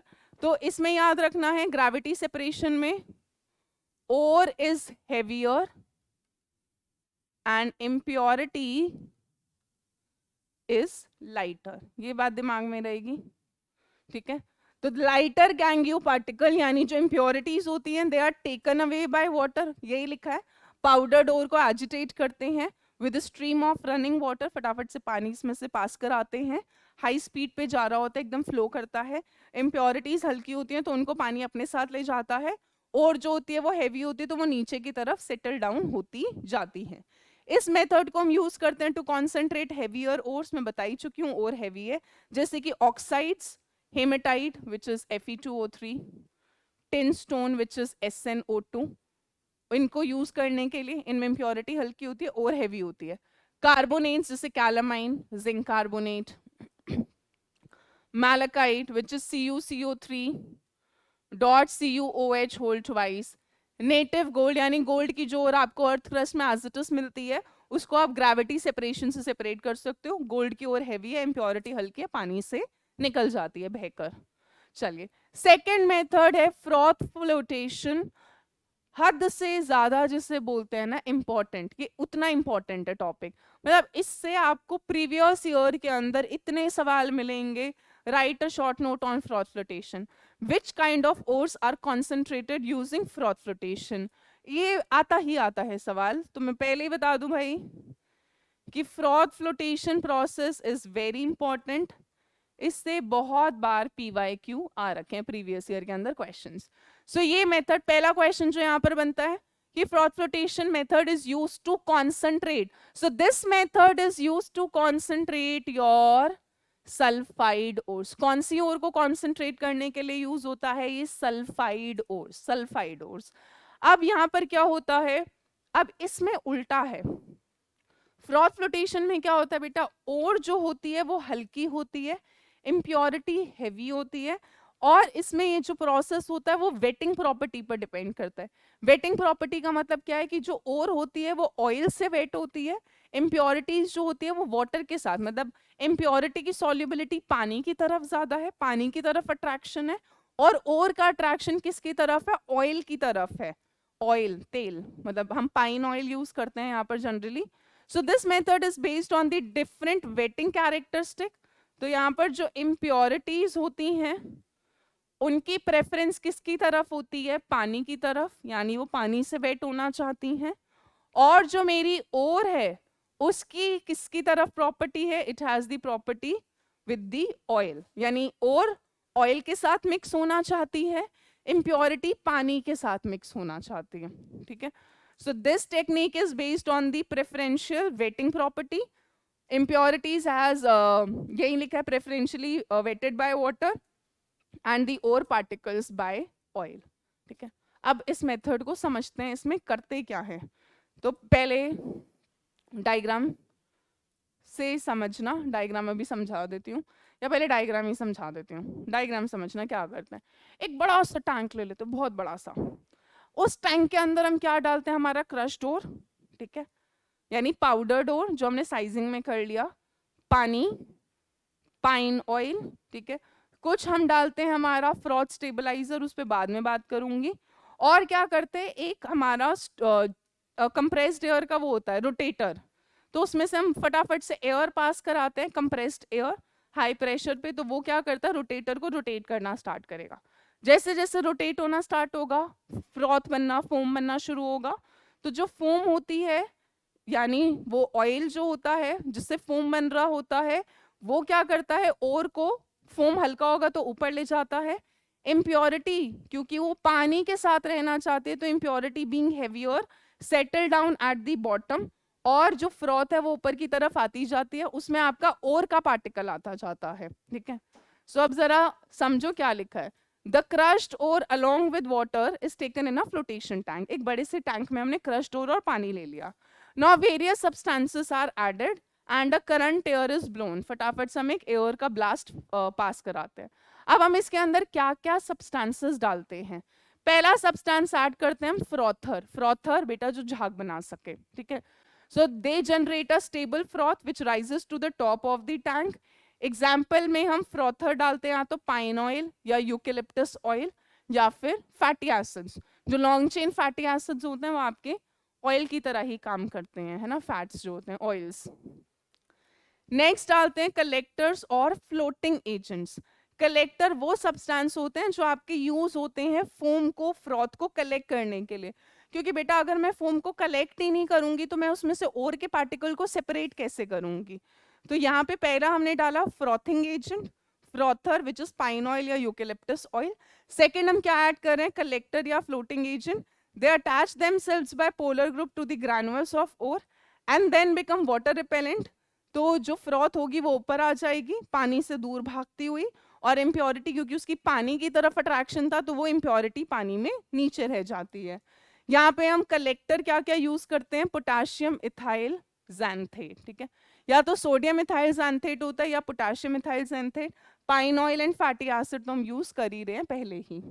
Next use करते हैं हम फ्रॉथ स्टेबलाइजर।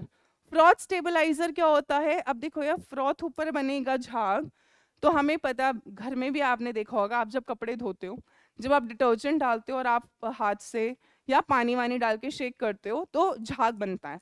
बट अगर आप उस झाग को कुछ देर के लिए छोड़ दोगे तो वो सारा का सारा सेटल डाउन कर जाता है। तो अगर मेरा सेटल डाउन कर गया, बेसिकली क्या है समझना, ये टैंक था, ठीक है, ऊपर फोम बनी, नीचे इम्प्योरिटीज आ गई। अब फोम के अंदर और है, बट अगर मेरी फोम स्टेबलाइज नहीं है तो धीरे धीरे फोम हटना, खत्म होना शुरू होगी, और इसमें जो और का पार्टिकल है वो तो नीचे फिर से आकर मिक्स हो जाएगा इम्प्योरिटी के साथ। तो सेपरेशन का फायदा क्या हुआ, तो इसीलिए हम क्या डालते हैं, फ्रॉथ स्टेबलाइजर। जो फ्रॉथ ऊपर बनी है, जो फोम ऊपर बनी है, वो स्टेबलाइज रहे ताकि वो वापस नीचे ना आए, इम्प्योरिटी और वापस मिक्स ना हो। सो हम ऐड करते हैं froth stabilizer which is cresol and aniline. Cresol is OH with the methyl group. This is orthocresol and aniline. इनमें से कोई भी यूज कर सकते हैं हम, ठीक है। सो फ्रॉथ स्टेबलाइजर डाल रहे हैं क्रिसोल या एनालिन, हम कलेक्टर डाल रहे हैं विच इज सोडियम इथाइल जैंथेट, हम फ्रॉथर डाल रहे हैं फ्रॉथ बनाने के लिए विच इज पाइन ऑयल या यूकेलिप्टस ऑयल। सो अब एक बार मेथड देख लेते हैं, ठीक है। सो मेथड में हमने क्या करा, दोबारा बता रही हूँ, बड़ा सा टैंक लिया, इसके अंदर हमने पाउडर डोल लिया, ऑयल लिया, पानी लिया, है ना, इसको हमने यहाँ से पास कराना शुरू करा। इसके अलावा इसके अंदर हमने और क्या क्या डाल रखा है, फ्रॉथ स्टेबलाइजर, क्रिसोल या एनालिन। इसके अलावा हमने इसमें सोडियम इथाइल जैंथेट डाल रखा है to collect the froth also. फिर हमने क्या करा, blast of compressed air pass करी इसके थ्रू। तो जो आपका ये रोटेटर है ना, ये एक रोटेटर है, ये क्या करना स्टार्ट करेगा बेटा, रोटेट करना स्टार्ट होगा। जब ये रोटेट करना स्टार्ट होगा तो झाग बनना शुरू होगा। जब झाग बनना शुरू होगा तो ऊपर की तरफ आपकी लाइट और पार्टिकल है जो कहाँ पे प्रेजेंट है, फ्रॉथ में है। उस फ्रॉथ को हम दूसरे टैंक में कलेक्ट करते जाते हैं और नीचे की तरफ आपकी क्या रह जाती है, इम्प्योरिटीज पानी के अंदर। तो इम्प्योरिटीज पानी के साथ यहाँ से रिमूव होती जाती है, फ्रॉथ ऊपर से कलेक्ट होती जाती है, जिसमें आपकी क्या प्रेजेंट होते हैं, ओर के पार्टिकल्स। अब समझना एक चीज और कि यहाँ पर क्या होता है, ये आपका फ्रॉथ का एक पार्टिकल दिखा रही हूं मैं जूम करके, बबल, इस पर और चिपकी होती है ना, बबल पे। तो ये बेसिकली और के पार्टिकल्स हैं, ठीक है, मैग्नीफाइड वर्जन है आपके फोम का, झाग का। तो ये आपके छोटे छोटे ये जो बबल्स हैं झाग के, इनमें और का पार्टिकल हो रखा होता है, स्टिक हो रखा होता है। अब आपको पता है भाई बबल है तो फूटेगा ही कुछ टाइम बाद, है ना, फोम कोई हर वक्त तो स्टेबल नहीं होगी। मैंने उसको ऊपर के टैंक से कलेक्ट कर लिया और दूसरे टैंक में ट्रांसफर करा, कुछ देर के लिए उसको अनडिस्टर्ब छोड़ दिया। जब अनडिस्टर्ब छोड़ दूंगी तो धीरे धीरे धीरे कुछ टाइम बाद क्या होगा, ये बबल्स फूटते जाएंगे। जब ये बबल्स फूटेंगे तो आपको सिर्फ क्या मिल जाएगी, आपकी ओर के पार्टिकल्स, है ना।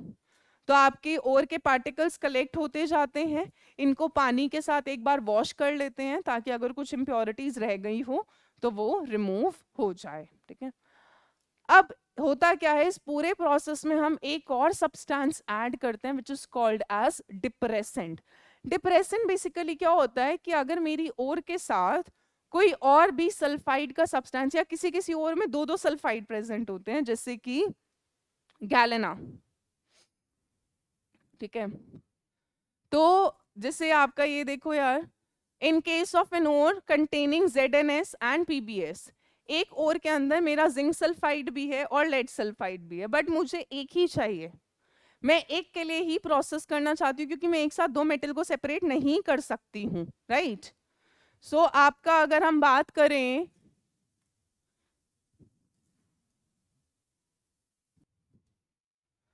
यहाँ पर अगर आप देखेंगे आपके पास ZnS और PbS है, बट मैं सिर्फ सेलेक्टिवली चाहती हूँ कि ZnS ऊपर ना आए फ्रॉथ में, PbS आए फ्रॉथ के अंदर। तो ऑब्वियस सी बात है, मुझे एक को सिलेक्ट करना है, दूसरे को नहीं करना, दोनों सल्फाइड है, फ्रॉथ फ्लोटेशन में दोनों कॉन्सेंट्रेट हो जाएगा, बट मैं चाहती हूँ कि ZnS ना आए फ्रॉथ में, ऊपर कौन आए, गैलन आए, PbS आए, ठीक है, क्योंकि मेरे को PbS चाहिए, मेरे को लेड को कॉन्सेंट्रेट करना है, I don't want zinc sulphide. तो हम इसमें एक डिप्रेसेंट यूज करते हैं जो एक को डिप्रेस कर देगा। तो यहाँ पर हमने क्या करा, सोडियम साइनाइड यूज करा। अब मेरी ओर के अंदर दोनों चीजें प्रेजेंट थी, ZnS भी PbS भी, बट सिलेक्टिवली मुझे क्या चाहिए, PbS चाहिए फ्रॉथ में, ताकि मैं उसको सेपरेट कर सकूं। तो यहाँ पर हम क्या करेंगे, ऐसा सब्सटेंस लेंगे जो एक के साथ सॉल्यूबल कॉम्प्लेक्स बनाएगा बट दूसरे के साथ नहीं बनाएगा। तो यहाँ पर सोडियम साइनाइड क्या करता है बेटा, जिंक के साथ एक कॉम्प्लेक्स बनाता है जो पानी में सल्यूबल होता है, तो वो कॉम्प्लेक्स तो पानी में रह जाता है, और जो PbS है वो आपका फ्रॉथ में ऊपर की तरफ आ जाता है। अगर आपसे पूछा जाए what are depressants, depressants are the substances which selectively depress the one substance to come in the froth. एक सब्सटेंस को डिप्रेस कर रहा है, प्रिवेंट कर रहा है फ्रॉथ में ना आने से, कि फ्रॉथ में तू मत आ, एक ही आएगा दोनों में से, ठीक है। तो यहाँ पे हमने सेलेक्टिवली जिंक सल्फाइड को प्रिवेंट करा है कि वो फ्रॉथ में ना आए और PbS ही आए। तो हमने जिंक सल्फाइड का ऐसे सब्सटेंस के साथ रिएक्शन कराया कि वो उसके साथ रिएक्ट करके वाटर सॉल्यूबल कॉम्प्लेक्स बनाए, तो वो सोल्यूशन में ही रहेगा और PbS फ्रॉथ के साथ ऊपर आ जाएगी। सो आई होप आपको फ्रॉथ फ्लोटेशन क्लियर हो गया होगा। फ्रॉथ फ्लोटेशन नाम से समझ आना चाहिए, फ्रॉथ ऊपर फ्लोट करती है। फ्रॉथ में क्या फ्लोट करता है, ओर का पार्टिकल। कौन से ओर का पार्टिकल, सल्फाइड ओर का पार्टिकल, क्योंकि उसकी वेटिंग प्रॉपर्टी ऑयल की तरफ ज्यादा होती है, यानी वो फ्रॉथ में ऊपर की तरफ आ जाता है।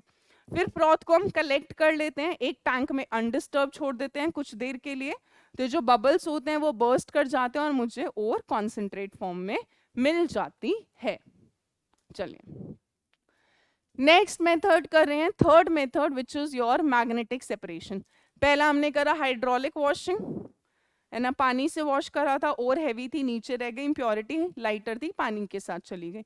सेकेंड करा फ्रॉथ फ्लोटेशन। थर्ड मेथड है मैग्नेटिक सेपरेशन। ये मेथड बेटा तब लगता है जब और या इम्प्योरिटी में से कोई एक मैग्नेटिक होगा और दूसरा क्या होगा, आपका नॉन मैग्नेटिक होगा, ठीक है। सो इफ आइदर दी और दी गैंग्यू यानी impurity is capable of being attracted by magnetic field. दोनों में से कोई एक मैग्नेटिक और एक नॉन, दोनों मैग्नेटिक नहीं होने चाहिए और दोनों नॉन मैग्नेटिक भी नहीं होने चाहिए। चाहे और हो चाहे इम्प्योरिटी, कोई एक मैग्नेटिक कंपोनेंट हो और दूसरा नॉन मैग्नेटिक हो। अब समझना इस प्रोसेस में क्या करते हैं। तो यहाँ पर हमने अपनी पाउडर्ड ओर ली है, फाइनली ग्राउंडेड ओर। अब क्या करते हैं, इसको एक कन्वेयर बेल्ट से पास कराते हैं, जैसे तुमने मेट्रो स्टेशन पे देखा होगा या एयरपोर्ट पे देखा होगा, आजकल तो रेलवे स्टेशन पे भी होता है। आपने बेल्ट देखी होगी जिसमें हम अपना सामान रखते हैं, फिर वो चेकिंग के लिए जाता है और हमें बाहर मिल जाता है। तो यहाँ पर क्या है, ये मेरा बेटा एक मैग्नेटिक रोलर है और ये वाला जो रोलर है ये कैसा है आपका, नॉन मैग्नेटिक है। हमने पाउडर्ड और कन्वेयर बेल्ट इस तरह से जा रही है, कन्वेयर बेल्ट से और आती गई, ठीक है। इसके अंदर इम्प्योरिटी भी प्रेजेंट है, ठीक है। अब बेटा दोनों में से जो भी मैग्नेटिक होगा, दोनों में से जो भी मैग्नेटिक होगा और या इम्प्योरिटी, वो तो मैग्नेटिक रोलर के साथ चिपका रहेगा, है ना। जैसे मैं ज्यूम कर रही हूं कि मेरा जो ये ब्लू वाला पार्टिकल है ये नॉन मैग्नेटिक है, ब्लू वाला पार्टिकल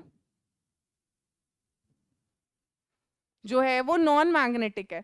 तो जो मैग्नेटिक नहीं है वो तो रोलर से चिपकेगा नहीं, उसे क्या करना चिपक के, तो वो तो फॉल कर जाएगा।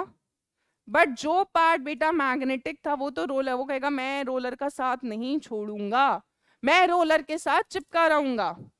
तो ये तो रोलर के साथ ही चिपका रहता है क्योंकि ये तो मैग्नेटिक पार्ट है और ये रोलर से अट्रैक्ट रहेगा। तो ये रोलर का साथ तब तक नहीं छोड़ता जब तक बेल्ट दोबारा स्टार्ट नहीं होती, क्योंकि बेल्ट तो मैग्नेटिक नहीं है। तो जहां तक मैग्नेटिक रोलर होता है मैग्नेटिक पार्ट उसके साथ चिपका रहता है और वो दूसरे टैंक में गिरता है, ठीक है।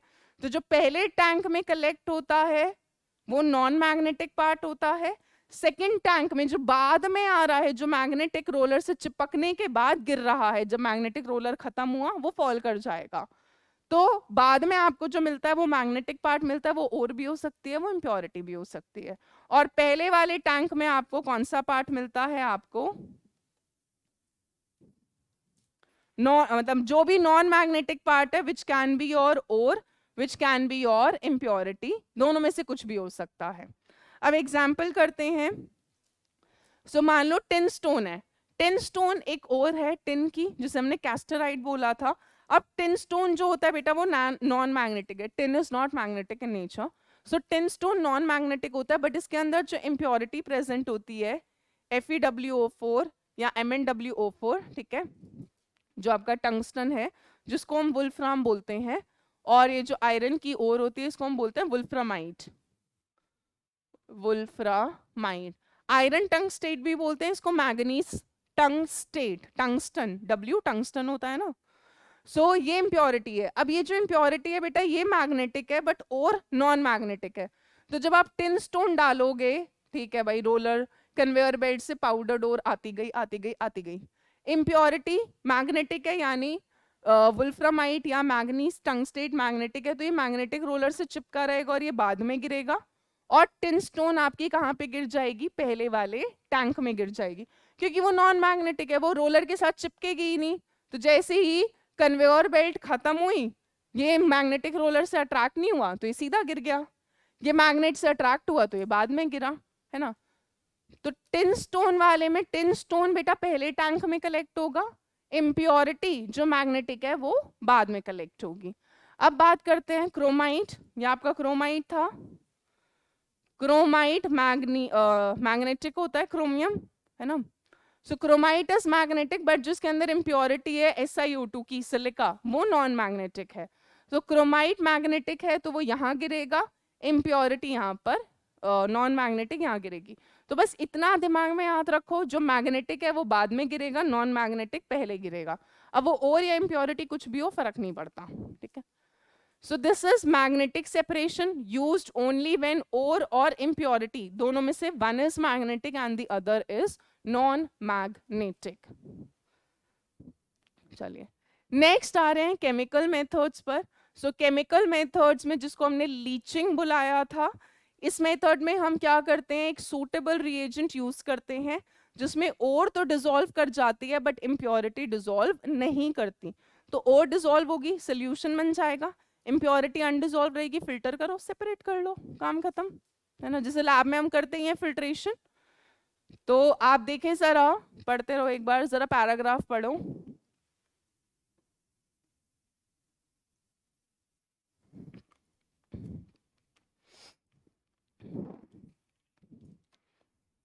सो लीचिंग में हम क्या करते हैं, एक सूटेबल रिएजेंट यूज करते हैं which react with ore to form water soluble complex while impurities remain insoluble, you filter them। ये मेथड लगता है एल्यूमिनियम, सिल्वर और गोल्ड के लिए, ठीक है, एल्यूमिनियम के लिए तो खासकर। तो फॉर एल्यूमिनियम, अब एल्यूमिनियम की जो मेन ओर है वो बॉक्साइट है। अब बॉक्साइट भी बेटा दो तरह का होता है, रेड बॉक्साइट और white bauxite, of course because of the colour. अब है तो इसके अंदर Al2O3.2H2O, ये मेरी ओर है, बट रेड बॉक्साइट के अंदर जो रेड कलर आ रहा है वो आता है इस इम्प्योरिटी की वजह से, Fe2O3 या FeO। अब हमें पता है बेटा एल्यूमिनियम की जो ऑक्साइड होती है इसका नेचर कैसा होता है, दिस इज एम्फोटेरिक, जबकि ये वाली जो ऑक्साइड है आयरन ऑक्साइड, ये कैसी होती है आपकी, बेसिक, ठीक है। वाइट बॉक्साइड में और तो मेरा Al2O3.2H2O ही होगा, बट इसमें इम्प्योरिटी जो होती है वो आपकी SiO2 की होती है, जिसको हम क्या बुलाते हैं, हमारा सिलिका या silicon dioxide. Silica white colour का होता है इसीलिए वाइट बॉक्साइट होता है, क्योंकि ये तो वाइट है, इम्प्योरिटी भी वाइट है। इसमें क्या होता है, ये तो वाइट होता है एल्यूमिनियम ऑक्साइड, बट जो इम्प्योरिटी है Fe2O3 जो आपका रस्ट में भी होता है, क्योंकि ये रेडिश ब्राउन कलर का होता है, तो दिस गिव्स रेड बॉक्साइट, मतलब बॉक्साइट को रेड कलर दे देता है, ठीक है। तो पहले हम जो सेपरेशन करेंगे वो रेड बॉक्साइट के लिए करेंगे, लीचिंग। तो अब यहाँ पर जो हम सॉल्वेंट यूज करते हैं, है ना, NaOH is used as suitable solvent। अब सवाल आता है बेटा मैंने सोडियम हाइड्रोक्साइड ही क्यों लिया, why not some other solvent. अब मुझे पता है यार, और को मुझे डिसॉल्व करना है, इम्प्योरिटी को मुझे डिसॉल्व नहीं करना, क्योंकि एल्यूमिनियम ऑक्साइड एम्फोटेरिक है तो वो बेस के साथ रिएक्ट कर सकती है, बट इसका जो ये इम्प्योरिटी है ये बेसिक है, बेस बेस के साथ तो रिएक्ट करेगा नहीं। तो यहाँ पर क्या होता है, इम्प्योरिटी सोल्यूबल नहीं होती और NaOH में सोल्यूबल हो जाती है, क्योंकि एम्फोटेरिक है। NaOH अगर बेस है तो ये एसिडिक बिहेव कर देगी, बट अगर मैं एसिड लेती तो ये भी रिएक्ट कर जाता, ये भी कर जाता। बात समझ आ रही है, इसलिए मैंने HCl नहीं लिया, NaOH लिया, ताकि ये रिएक्ट ना करे, बेस बेस के साथ रिएक्ट नहीं करेगा। एम्फोटेरिक तो कुछ भी दिखा सकता है नेचर, उससे तो फर्क ही नहीं पड़ेगा। सो यहाँ पर हम NaOH यूज करते हैं। अब आते हैं स्टेप्स क्या क्या फॉलो करते हैं। सो बात करते हैं स्टेप 1 की। तो स्टेप 1 में हम क्या करते हैं बेटा, जो मेरी ओर है Al2O3.2H2O which is of course my red bauxite, इसको मैं किस में डिसॉल्व करती हूँ, NaOH में, ठीक है। जो NaOH होता है वो आपका कैसा होता है, 45% कॉन्सेंट्रेशन का NaOH होता है। तो हम एल्यूमिनियम ऑक्साइड को NaOH में 45% NaOH में क्या करते हैं, डिसॉल्व करते हैं और हीट करते हैं। जब हम हीट करते हैं तो ये सोडियम हाइड्रोक्साइड के अंदर डिसॉल्व हो जाता है to give you NaAlO2 plus साथ में क्या बनता है आपका पानी, ठीक है। तो ये आपका वाटर सॉल्यूबल कॉम्प्लेक्स बनता है। इस कॉम्प्लेक्स का नाम क्या है आपका, सोडियम एल्यूमिनेट या फिर सोडियम मेटा एल्यूमिनेट भी बोलते हैं, सोडियम एल्यूमिनेट या सोडियम मेटा एल्यूमिनेट। तो जो ओर होती है, ओर वो तो NaOH के अंदर डिसॉल्व कर गई, ठीक है। Fe2O3 impurities of iron remain undissolved and removed by, कैसे रिमूव कर लेते हैं हम इन इम्प्योरिटीज को, बाय फिल्ट्रेशन, है ना। तो बेसिकली क्या करा मैंने, रेड बॉक्साइड को NaOH के अंदर, जिसमें और भी है इम्प्योरिटी भी है, 45% NaOH डाला, सोल्यूशन को हीट करा तो देखा और जो थी वो उसके अंदर डिसॉल्व हो गई, बट जो इम्प्योरिटीज थी आयरन की वो नीचे की तरफ अनडिसॉल्व रह गई। अब मैंने क्या करा, सोल्यूशन को फिल्टर कर लिया तो सोडियम एल्यूमिनेट तो फिल्टर हो गया, और फिल्टर पेपर पे क्या रह जाएगी मेरी, आयरन की इम्प्योरिटी FeO या Fe2O3 इम्प्योरिटी हट गई। बट मेरे लिए सोडियम एल्यूमिनेट काम का नहीं है, मुझे तो मेरी और ही चाहिए विच इज Al2O3। तो स्टेप 2 में हम क्या करते हैं, स्टेप 2 में NaAlO2 को पानी के साथ डाइल्यूट करते हैं, it is diluted with water, और इसमें ऐड करते हैं एल्यूमिनियम हाइड्रोक्साइड के सड्स, ठीक है, and we stir for near about 36 hours, ठीक है। एल्यूमिनियम हाइड्रोक्साइड्स बेसिकली क्या होता है, वो प्रोसेस जो फटाफट से चीज को फास्ट कर दे, क्योंकि ऑलरेडी आप देखो आपको 36 आवर्स तक हमने क्या करा, सोडियम मेटा एल्यूमिनेट के सोल्यूशन को और पानी से डाइल्यूट करा। इस सोल्यूशन को हम 36 आवर्स तक स्टर करते हैं, और इसमें थोड़ा सा एक्सटर्नली एल्यूमिनियम हाइड्रोक्साइड सड्स, मतलब होता है पीसेस, छोटे छोटे पीसेस डाल देते हैं। वो पीस इसीलिए डाल रहे हैं ताकि एल्यूमिनियम हाइड्रोक्साइड का बनना इंट्रोड्यूस हो जाए। तो यहाँ पर क्या होता है, जब हम एल्यूमिनियम हाइड्रोक्साइड का थोड़ा सा, जैसे होता है ना क्रिस्टलाइजेशन अगर किसी का स्लो होता है, तो हम सीडिंग करते हैं। सीडिंग का मतलब क्या होता है, एक्सटर्नली प्योर कंपाउंड थोड़ा सा डाल देते हैं ताकि जल्दी बनना शुरू हो जाए। तो यहाँ पर आपको क्या मिलता है, एल्यूमिनियम हाइड्रोक्साइड, और क्या मिलता है, सोडियम हाइड्रोक्साइड। अब sodium hydroxide water soluble base है, तो ये तो पानी में डिसॉल्व हो जाएगा। एल्यूमिनियम हाइड्रोक्साइड वाटर इनसोल्यूबल होता है, तो ये आपका किसकी फॉर्म में सेटल कर जाता है, वाइट प्रेसिपिटेट की तरह, ठीक है। फिर से बेटा सोल्यूशन को क्या करो, स्टेप 3 के लिए, स्टेप 3 में filter the solution, dry the white PPT, white precipitate को ड्राई करें, and heat it to near about 1500 degree Celsius. अब हम क्या करते हैं, जो एल्यूमिनियम हाइड्रोक्साइड का वाइट प्रेसिपिटेट है, इसको हीट करते हैं नियर अबाउट 1500 डिग्री सेल्सियस, तो एल्यूमिनियम ऑक्साइड मिलता है और पानी रिमूव हो जाता है, और ये मुझे मेरा क्या मिल गया, एल्यूमिना। अब इसमें से मेरे को मेनली एल्यूमिनियम निकालना है और प्योरीफाई करना है। तो यहाँ पे मैंने क्या करा, रेड बॉक्साइड में से इम्प्योरिटी निकाल दी by dissolving it in a suitable solvent which is NaOH। Impurity dissolve नहीं करी, और डिसॉल्व करी, फिर और को डाइल्यूट करा, स्टर करा, एल्यूमिनियम हाइड्रोक्साइड का प्रेसिपिटेट ऑब्टेन करा, फिर उस प्रेसिपिटेट को हीट करा, एल्यूमिना मिल गया। अब बस नेक्स्ट स्टेप होगा इसमें से एल्यूमिनियम एक्सट्रैक्ट करना। So this is called bears process, जो यूज होता है फॉर रेड बॉक्साइट। सॉल्वेंट इसमें क्या यूज होता है आपका, NaOH। अब बात करते हैं व्हाइट बॉक्साइट। तो व्हाइट बॉक्साइट के लिए बेटा इसमें इंप्योरिटी किसकी प्रेजेंट होती है, SiO2 की। This has the impurity of silica. उसमें आयरन की ऑक्साइड इंप्योरिटी थी जो रेडिश ब्राउन कलर दे रही थी, यहाँ पे सिलिका की इंप्योरिटी होती है जिसकी वजह से कलर नहीं आता, वाइट ही रहता है। सरपेक्स प्रोसेस में क्या करते हैं हम, मिक्सचर यूज करते हैं कार्बन, बेसिकली कोक और नाइट्रोजन का। सो हम aluminium oxide which is my white bauxite, nitrogen और कार्बन के साथ मिक्सचर को हीट करते हैं 1800 डिग्री सेल्सियस पर।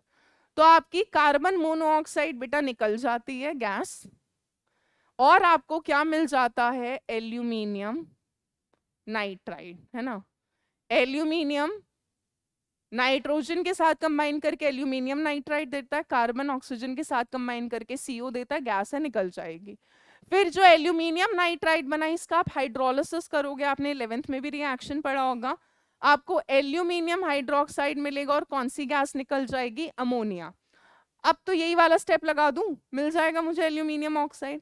तो इम्प्योरिटी, और क्या होता है, जो कार्बन होता है इस मिक्सचर का ही, वो SiO2 के साथ भी रिएक्ट करके CO2 और Si वेपर की फॉर्म में दे देता है।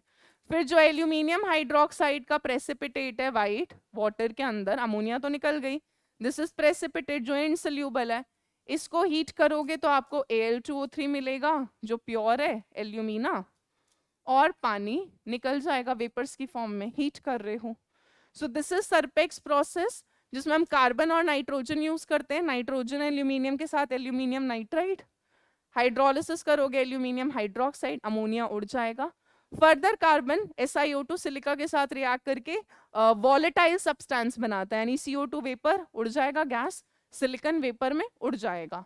एल्यूमिनियम हाइड्रोक्साइड को फिर 1500 पे हीट करा, PPT ड्राई करा, सुखाया आराम से, फिर हीट करा, डिकम्पोज करा, एल्यूमिनियम ऑक्साइड मिलेगा और पानी निकल जाएगा। अब ये जो एल्यूमिना मिल रहा है ये प्योर है, इसमें से हमें एल्यूमिनियम एक्सट्रैक्ट करना है।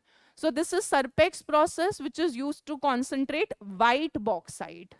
चलिए नेक्स्ट कर रहे हैं हम हमारा सिल्वर और गोल्ड के लिए, जिसको हम साइनाइड प्रोसेस बोलते हैं।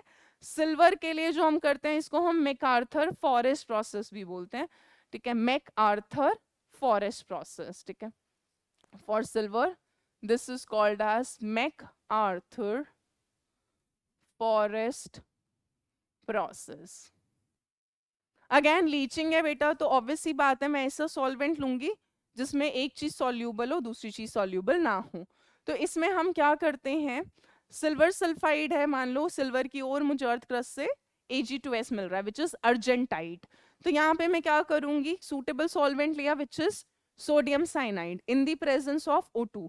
ऑक्सीजन क्यों लेते हैं, रिएक्शन रिवर्सिबल होता है, तो फॉरवर्ड डायरेक्शन में ले जाने के लिए हम ऑक्सीजन की प्रेजेंस लेते हैं। तो यहाँ पे लिखा है in absence of O2 reaction becomes reversible, so to make it irreversible we use oxygen, ताकि रिएक्शन बैकवर्ड में ना जाए। तो और जो होती है वो आपकी सोडियम साइनाइड में डिसॉल्व हो जाती है, इम्प्योरिटी अनडिसॉल्व। लीचिंग में हम कर ही ये रहे हैं कि और को डिसॉल्व कर रहे हैं, इम्प्योरिटी अनडिसॉल्व रह रही है। तो अर्जेंटाइट सोडियम साइनाइड में डिसॉल्व होता है। आपका फॉर्मूला याद रखना है, this formula is very important, 2 छोड़ दो वो बैलेंसिंग कोफिशिएंट है। आपका यहाँ पे कॉम्प्लेक्स बनता है क्योंकि अब आप कोऑर्डिनेशन कंपाउंड पढ़ चुके हो, so I am sure you guys can write the name also, ठीक है। सो सोडियम डाइसाइनो, और यहाँ पर हो जाएगा क्योंकि ये कॉम्प्लेक्स एनाइनिक है तो अर्जेंटेट, सिल्वर का ऑक्सीडेशन स्टेट निकालोगे, यहाँ पे +1 चार्ज होगा, यहाँ -1, तो x - 2 इक्वल टू -1, x आएगा +1, तो अर्जेंटेट 1 हो जाएगा, है ना। तो इसका नाम हो जाएगा कंपाउंड का सोडियम डाइसाइनो अर्जेंटेट ब्रैकेट में 1 रोमन न्यूमरल में। फॉर्मूला याद रखना है कि सिल्वर की साइनाइड प्रोसेस में जो सॉल्यूबल कॉम्प्लेक्स बनता है उसका फॉर्मूला क्या है, Na स्क्वायर ब्रैकेट में AgCN होल ट्वाइस, और साथ में सोडियम सल्फेट बना। बट मेरे को ये तो चाहिए नहीं, मेरे को तो सिल्वर चाहिए प्योर फॉर्म में। फिर हम क्या करते हैं, जिंक यूज करते हैं बेटा। तो यहाँ पर क्या होती है, डिस्प्लेसमेंट रिएक्शन होती है। जिंक बीइंग हाईली रिएक्टिव क्या करता है, सिल्वर को हटा देता है फ्रॉम इट्स कॉम्प्लेक्स, और नया कॉम्प्लेक्स बनता है which is sodium tetracyano zinc, zincate होगा और 2 आएगा, तो ये हो जाएगा आपका सोडियम टेट्रासाइनो जिंकेट 2। और आपको ये जो सिल्वर मिला है ये कैसा मिल गया, प्योर मिल गया। अब इसको आपको और रिफाइन करना हो, अल्ट्रा प्योर करने के लिए, तो आप फर्दर और रिफाइनिंग कर सकते हो, ठीक है। बट इसमें से मेनली जो अर्धी इम्प्योरिटीज है वो हमने रिमूव कर दी है। सेम यूज होता है गोल्ड के लिए। गोल्ड के लिए जो हम सॉल्वेंट यूज कर रहे हैं NaCN की बजाय KCN, अगेन ऑक्सीजन का प्रेजेंस लेते ही है to avoid the reversible reaction.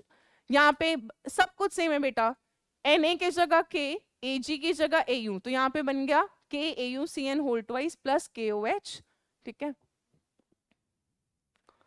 क्योंकि गोल्ड की ओर बिल्कुल एलिमेंटल स्टेट में, वहां तो S था तो सोडियम सल्फेट बना था, फिर KAuCN होल ट्वाइस को फर्दर रिएक्ट करा रहे हैं विथ KOH ओनली, ठीक है। बट यहाँ पे KOH के साथ आपका जिंक भी होगा विच इज नॉट गिवन, ठीक है। तो आपका बनेगा K2ZnO2 KCnH2 और मेन तो हमें देखो गोल्ड चाहिए, ये आपका प्योर फॉर्म में आ गया, इम्प्योरिटीज हट गई हैं। सो गोल्ड के केस में कॉम्प्लेक्स बन रहे KAuCN होल ट्वाइस, जिंक और KOH के साथ रिएक्शन कराया, आपका पोटेशियम जिंकेट बना, KCN बना, वाटर बना, गोल्ड मिला प्योर फॉर्म में। यहाँ पे आपका सॉल्यूबल कॉम्प्लेक्स ये बना विच इज सोडियम टेट्रासाइनोजिंकेट, और ये अब यहाँ पे देख लो भाई ये सब वाटर सॉल्यूबल है, सिल्वर मेटल है, वाटर में सॉल्यूबल नहीं होगा, प्लस पानी के साथ रिएक्ट भी नहीं करेगा, रिएक्टिविटी सीरीज में बहुत नीचे आता है, same is with gold. So silver के लिए जब हम यूज करते हैं cyanide process, that is called as MacArthur Forrest process. पूरे लीचिंग के अंदर हम क्या कर रहे हैं, we are taking a suitable solvent जिसमें और डिसॉल्व हो और इम्प्योरिटी अनडिसॉल्व हो। तो इसमें भी गोल्ड की जो ओर है वो डिसॉल्व कर रही है मेरे सॉल्वेंट में, इम्प्योरिटी अनडिसॉल्व्ड है। फिर यहाँ से गोल्ड निकालने के लिए हमने जिंक यूज करा, वही डिस्प्लेसमेंट रिएक्शन करा, गोल्ड अलग से एलिमेंटल फॉर्म में मिल गया। ठीक है, चलिए अब आते हैं एनसीईआरटी के इनटेक्स्ट क्वेश्चन पर। तो जितना हमने आज तक अभी तक करा उसमें दो ही इनटेक्स्ट क्वेश्चन बन रहे थे, 6.1 6.2। पहला बोल रहा है which of the ores mentioned in table 6.1 can be concentrated by magnetic separation method. तो आप देख लेना आपकी टेबल में क्या दे रखा है। ठीक है, सो मैग्नेटिक सेपरेशन से all the ores which are magnetic or impurities are magnetic। ठीक है, all the ores which are magnetic or impurities are magnetic but ore is non-magnetic। ठीक है, so all the ores which are magnetic but impurities non-magnetic। कोई एक चीज magnetic हो और दूसरी नॉन मैग्नेटिक हो। ठीक है, so all the ores which are magnetic but impurities are non magnetic, और the impurities are magnetic but ore is non magnetic can be separated by the magnetic separation. जैसे कि हमने एग्जांपल कर ही लिया था, आपका हेमेटाइट हो सकता है मैग्नेटिक होता है, मैग्नेटाइट है हो सकता है, साइडराइट है, आयरन की ओर्स जनरली मैग्नेटिक होती हैं।